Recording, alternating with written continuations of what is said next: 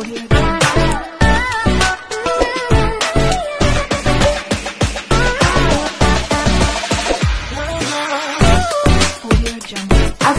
warahmatullahi wabarakatuh. Welcome to my YouTube channel lagi teman-teman. Sebentar, kameranya sebelah mana? Situ. Oke. Baik teman-teman, kembali lagi di kelasnya Bu Enti Krisna di pembahasan skripsi dan lain sebagainya. Teman-teman, kali ini Bu Enti akan menyampaikan terkait dengan dunia skripsi. Nah, ini belum pernah Bu Enti bahas juga ya, yaitu terkait dengan yaitu apa? Aduh, ini agak ini juga sih ya pembahasan ini. Cuman semoga ini pembahasan ini sangat penting lah ya untuk bisa mengatasi teman-teman ketika sudah berada di sidang skripsi, yaitu terkait dengan tipe-tipe penguji sidang skripsi. Tidak terbayangkan kan sebelumnya ya, kita harus mempelajari juga loh seperti apa sih tipe-tipe penguji ketika sidang skripsi itu dan bagaimana, nah ini yang penting, bagaimana kita mengatasi atau menghadapi tipe-tipe dosen penguji seperti tersebut gitu ya. Jadi kita langsung aja, sudah Bu Enti catatkan dan sudah Bu Enti siapkan materinya gitu ya. Teman-teman tahu nggak itu baju dalam ini apa? Daster ya.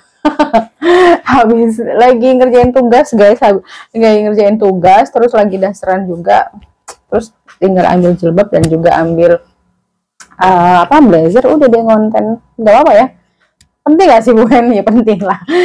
Baik teman-teman, yang pertama apa sih? Yang pertama yaitu teman kita kembali lagi, itu terkait dengan tipe-tipe penguji sidang skripsi yang biasanya Bu Eni temui dan nanti akan teman-teman temui mungkin ya. Baik, itu ya. Dan bagaimana cara kita mengatasi atau menghadapi dosen-dosen kita menghadapi dan bagaimana caranya kita menghadapi dosen penguji seperti tersebut. Nah, yang pertama ada siapa nih? Yaitu adalah dosen penguji si paling sabar. Nah, ini ya.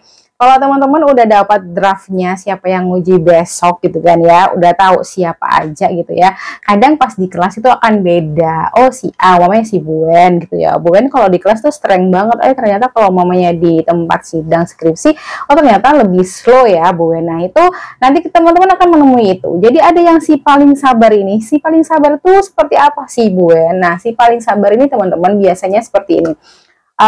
Ketika teman-teman menjelaskan sesuatu ya, umpamanya bab 1 itu ya, bab 1 tuh ada kurang-kurangnya gitu kan ya, teman-teman itu kurang grand teorinya, datanya masih kurang lengkap. Tapi kalau dosen si penyabar ini biasanya cuman berkata seperti ini, nantinya kalimatnya tuh sudah bukan bisa tebak ya. Ini misalnya ini ditambahi ya, ini belum ada. Jadi kalau umpamanya kamu kayak gini, nanti susah kamu ke belakangnya kalau nggak ada datanya. Harusnya kamu ada datanya ini, kenapa kok nggak ada? Sabar banget, pokoknya nggak nanti ditambahi ya. Nanti setelah revisi, setelah sidang nanti revisian ditambah ya. Biasanya si penyabar tuh seperti itu teman-teman. Nah, kalau udah sabar baik gitu kan ya, teman-teman apa yang harus dilakukan ketika di sidang skripsi tersebut? Teman-teman jangan iya-iya aja. Yang pertama, ucapkan terima kasih atas masukannya, dan yang kedua teman-teman kalau masih ada argumen ya, mungkin tidak sesuai dengan apa yang diarahkan oleh si dosen tersebut, si penyabar ini boleh kok berargumen. Bukan berarti teman-teman iya-iya aja gitu kan. Tetap boleh berargumen, tapi juga sewajarnya dengan nada dan bahasa yang baik gitu ya teman-teman ya. Karena tipe-tipe dosen yang penyabar ini kayaknya nggak mau ribut, males gitu kan ya. Yang penting teman-teman itu udah selesai, dirasa ini juga sudah cukup baik, ya buat apa diperdebatkan seperti itu. Ada lah Bu Enti kan sudah berapa kali sidang skripsi ya, mulai dari jenjang pendidikan D3, S1, S2 gitu kan ya. Doain lah habis ini juga dapat yang sabar-sabar gitu ya di S3, amin ya Allah. Nah, ketika Ibu Enti juga nyidang teman-teman mahasiswa S1 juga Bu Enti temui beberapa kayak gitu. Tapi ini tidak menjustifikasi, tapi ini tidak bermaksud apa-apa ya, cuman arahan aja bagaimana menghadapi dosen-dosen tersebut, karena sering akan ditemui hal-hal yang seperti ini atau tipe-tipe yang seperti ini ya teman-teman. Harus sabar semuanya untuk menghadapi dosen-dosen siapapun pengujinya teman-teman. Baik, itu ya kalau yang penyabar. Meskipun sabar, boleh kok teman-teman tetap berargumentasi sesuai dengan arahan dan juga nada bahasa yang baik. Nah, yang kedua apa nih? Nah, ini yang sering banget ditemui, insya Allah mungkin ya, sering banget ditemui oleh teman-teman mahasiswa, yaitu si paling teriak-teriak. Enggak aku. Bukan Bu En ya. Bu En itu boleh lah ditanya kepada mahasiswa-mahasiswa yang Bu En di sidang, mana ada aku teriak gitu kan ya. Tapi nyeleki pipi gitu ya. Jadi teman-teman, ketika teman-teman itu, sebentar aku ngecek ini. Oh, masuk, oke. Ketika teman-teman itu dapat si paling teriak-teriak gitu ya. Misalnya kayak apa sih Bu En gitu ya. Begini, kamu nih, lah iya Mas, dirimu kan memang sudah meneliti ya, kan sudah ke lapangan. Nah, nadanya itu tinggi gitu kan ya. Jadi terkesannya tuh dia tuh teriak-teriak gitu loh. Jadi saya lihat mahasiswa itu akhirnya ngeblank ya, ngeblank dan mereka nggak tahu mau menjawab apa di situ ya kan. Tapi kalau umamanya Bu emang diperkenankan ya kalau umamanya penguji itu teriak-teriak, wah itu bukan kapasitas Bu Enti untuk bicara di sini ya, sensitif. Cuman Bu Enti kasih tahu aja lah tipe-tipe pengujinya lah ya, dan cara bagaimana kita nanti menghadapinya. Oke, kembali lagi. Nah, kalau umamanya ada dosen itu dengan nadanya tinggi bertanya sama teman-teman, percayalah teman-teman, teman-teman harus stay calm ya. Itu memang susah ya teman-teman ya menghadapi dosen penguji yang seperti itu. Kita ngerasa udah bener tapi si penguji ngerasanya belum bener dan nadanya si penguji juga tinggi. Udahlah ya itu ya, semuanya ngeblank semuanya itu kan ya teman-teman. Itu yang sering gue yang ditemui. Apa yang harus kita lakukan ketika mendapatkan atau bertemu dengan dosen penguji seperti beliaunya ya. Nggak jahat sih, cuman memang nadanya memang teman-teman ya, stylenya beliaunya lah kayak gitu ya kan. Jadi yang harus kita lakukan adalah teman-teman harus stay calm, dengarkan apa arahannya, abaikan teriakannya, abaikan juga teman-teman terkait dengan perdebatan beliau yang dirasa kok keras banget gitu kan ya. Itu diabaikan. Fokus sama pertanyaannya meskipun nadanya tinggi, fokus. Nah, ketika teman-teman mendengarkan pertanyaannya apa yang harus dijawab, itu teman-teman akan lebih baik nanti menjawabnya. Tapi kalau teman-teman itu fokus sama nadanya beliaunya, ngeblank akhirnya teman-teman. Paham ya dari sini ya? Udah, teman-teman tuh sebenarnya bisa. Jangan sampai cuman gara-gara teriakan dan nada-nada tinggi dari dosen penguji, teman-teman akhirnya nggak bisa menjawab, padahal bisa loh. Padahal bisa teman-teman itu ya. Cuman karena gara-gara kedistrak dengan nada tingginya si penguji, teman-teman akhirnya susah untuk menjawabnya. Paham ya? Tetap kalem, tetap fokus sama pertanyaan, abaikan semua nada tinggi dan juga teriakan-teriakan tersebut. Itu ya teman-teman ya. Paham ya? Baik, kita langsung ke yang ketiga, si paling statistik. Teman-teman, ada kadang ya memang dosen itu ketika menguji, saya sama teman saya gitu ya. Ada teman saya memang dosen penguji itu fokus di statistiknya, dia bakalan benar-benar ngabisin yang namanya statistiknya. Ada yang kayak gitu. Bukan tidak semua dosen seperti itu. Ya takutnya kan teman-teman dapatnya yang seperti itu. Akhirnya ya mau nggak mau menyesuaikan, ya kan? Jadi ketika teman-teman itu mendapatkan dosen si paling statistik ini, apa yang harus dilakukan yaitu teman-teman harus belajar statistiknya dengan sepaham mungkin ya. Hindari teman-teman cuman kopas, cuman menerima hasil statistik tanpa memahami per kalimatnya, per item-itemnya, uji F itu apa, uji T itu apa, signifikansi itu apa, semuanya dipahami. Ya, semuanya harus dipahami.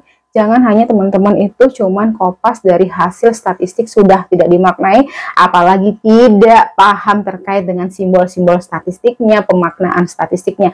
Habislah itu ya. Ada loh ya dosen yang memang dosen penguji yang memang fokus di benar-benar statistiknya. Paham ya teman-teman ya? Oke, nah yang cara menghadapinya ya tadi itu belajar statistik. Memang teman-teman kalau kuantitatif ya pelajari si kuantitatif ya statistik seperti apa. Kalau yang kualitatif pelajari benar-benar mapnya dan tools yang teman-teman gunakan itu seperti apa, itu dipelajari teman-teman ya. Sudah dipreteli semuanya lah sampai sematang mungkin ya mapnya di situ ya, statistik. Dan juga kalau kualitatif mapnya itu teman-teman harus benar-benar dipreteli. Preteli itu dikupas tuntas lah gitu ya, harus paham mungkin bahasa statistiknya. Oke, gitu ya teman-teman. Lalu yang selanjutnya adalah si paling kritis. Nah, ada teman-teman, pastilah sebenarnya pada dasarnya dosen itu semuanya kritis, cuman ya itu kembali lagi ya, ada karakter dosen itu yang menerima mahasiswa itu ya udahlah, yang penting dia udah baik, dia udah rajin, sikapnya udah bagus, attitude-nya udah bagus ya, si penyabar banget kan gitu kan ya attitude-nya udah bagus. Cuman terkadang kalau kita di sidang skripsi itu kan memang kita harus sedetil mungkin ya. Nah, ini ada dosen yang memang paling kritis banget lah ini ya. Jadi mulai dari bab 1, bab 2 dikorelasikan, bab 3 dikorelasikan, di bab 4 dikorelasikan. Nah, pokoknya beliaunya udah pada apa ya, sedetil banget lah ya gitu ya. Kalau Bu Wenti kan misalnya, kalau Bu Wenti itu kan detil, tapi untuk beberapa part gitu ya. Karena Bu Wenti kalau mamanya mengujinya di awal, mungkin Bu Wenti akan, kan biasanya ada 3 penguji misalnya gitu ya. Ada 3 penguji. Nah, Bu Wenti kedapatan di awal untuk bertanya. Nah, itu tidak semua Bu Wenti tanyakan, karena biasanya Bu Wenti kasih ke penguji yang lain yang lebih berkapasitas. Biasanya begitu kalau Bu Wenti loh ya. Tapi nggak harus seperti itu semua dosen nggak harus seperti itu semua. Itu kalau Bu Wenti. Jadi umpamanya Bu Wenti yang pertama, Bu Wenti akan ambil benar-benar yang benar-benar Bu Wenti itu bukan disukai ya, tapi benar-benar Bu Wenti intens. Misalnya bab 1, Bu Wenti kan upas banget bab 1 terkait dengan pertanyaan-pertanyaannya. Ya sedetail mungkin itu ya, sedetail mungkin.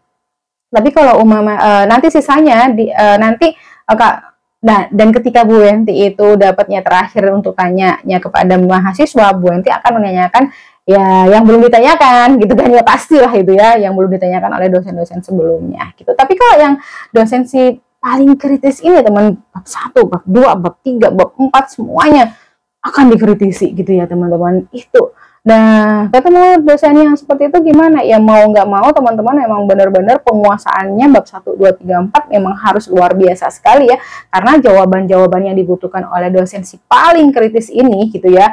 Antara bab 1, bab 2 harus berkorelasi. Kamu bahasnya apa di bab 1, terus teorinya apa yang mendukung, terus 3 itu metodenya kayak gimana, terus hasilnya seperti apa.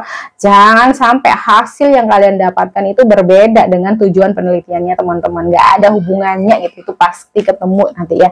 Jadi yang harus teman-teman lakukan ya harus mempelajari antar bab 1, bab 2, bab 3, bab 4.